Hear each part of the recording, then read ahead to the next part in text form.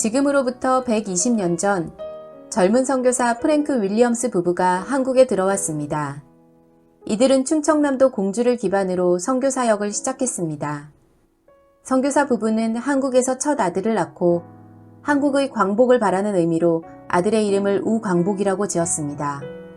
그 후에 올리브라는 딸도 낳았습니다. 이듬해 2월 프랭크 선교사는 논산에서 부흥회를 인도하고 돌아오다가 큰 비를 만나서 장례를 치르는 상여를 보관하는 초막에서 잠시 쉬게 되었습니다. 그런데 이 상여집에는 그 전날 장티푸스 환자의 장례에 사용했던 상여가 보관돼 있었기 때문에 선교사는 즉시 장티푸스에 감염돼 세상을 떠났습니다. 선교사의 아내는 갑작스럽게 과부가 되어 미국으로 돌아갔습니다. 그런데 놀라운 일이 일어났습니다. 2년 후 아내 선교사가 어린 두 자녀를 데리고 다시 한국에 돌아온 것입니다. 그녀는 공주에 교회를 세우고 학교에서 가르치며 이후 47년 동안 선교 사역을 했습니다. 그러던 중 딸인 올리브도 풍토병에 걸려서 11살의 나이로 죽었고 공주에 있는 영명동산에 묻혔습니다. 공주 영명학교는 영원한 광명이라는 뜻으로 남편 프랭크 선교사가 1906년에 세운 학교입니다.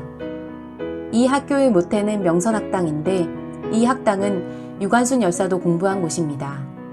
이후로도 영명학교는 충청도의 청소년들을 독립운동의 인재로 키워내는 주요 거점이 되었습니다.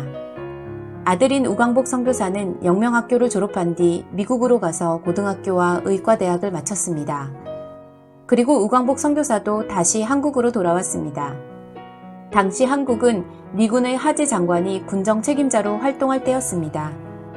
영어와 한국어에 능통했던 우광복 선교사는 하지 장관의 참모가 되어 정부 수립에 관여하게 되었습니다. 하지 장관은 우광복 선교사에게 한국을 이끌어갈 인재 50명을 추천해달라고 부탁했습니다. 우광복 선교사는 어머니와 이 일을 상의했고 어머니는 즉시 금식기도에 들어갔습니다. 그렇게 기도하면서 48명의 명단을 작성했는데 믿음의 사람들의 이름으로 명단이 채워졌습니다. 결국 준비된 기독교인들이 대한민국의 곳곳에 들어가 나라를 세우게 된 것입니다. 문교부 장관은 미신타파에 힘썼고 국방부 장관은 군목제도를 만들어 군선교의 토대를 마련했습니다. 지금도 우리나라 재헌국회 속기록 첫 장에는 독립운동가이며 감리교 목사인 이윤영 국회의원의 기도로 개회했다는 사실이 기록되어 있습니다.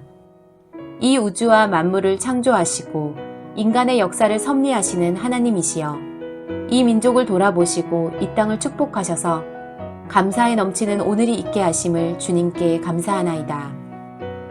이때는 우리나라의 기독교인이 전 국민의 1%도 되지 않는 때였습니다. 하나님께서는 남편과 딸의 죽음이라는 큰 시련에도 한국에서의 사명을 놓지 않았던 어머니 선교사와 그의 아들 선교사를 통해 새로운 나라의 아름다운 주춧돌을 놓게 하셨습니다. 우광복 선교사는 1950년 한국전쟁에도 장교로 참전했으며 1994년 87세의 나이로 한국 땅에서 하나님의 부르심을 받았습니다. 그는 11살에 죽은 내 동생 올리브가 영명동산에 묻혀 있는데 내 동생 옆에 나를 묻어달라고 유언했고 지금도 영명동산에 그의 묘가 남아 있습니다. 하나님은 우리에게 소명을 맡기십니다. 하지만 우리는 할 수 없다, 하기 싫다는 이유로 소명을 외면하기도 하고 소명의 길을 걷다가도 어려움이 오면 그 자리를 떠나려고 할 때가 많습니다. 하나님은 우리에게 약속하셨습니다. 사람이 감당할 시험 밖에는 너희가 당한 것이 없나니 오직 하나님은 미쁘사 너희가 감당하지 못할 시험 당함을 허락하지 아니하시고 시험 당할 즈음에 또한 피할 길을 내사 너희로 능히 감당하게 하시느니라. 하나님은 소명과 함께 감당할 힘과 지혜도 주십니다. 소명의 자리로 또다시 돌아온 우광복 선교사 가족을 생각하며 우리도 부르심을 따라 한 걸음 한 걸음 걸어가기를 소망합니다.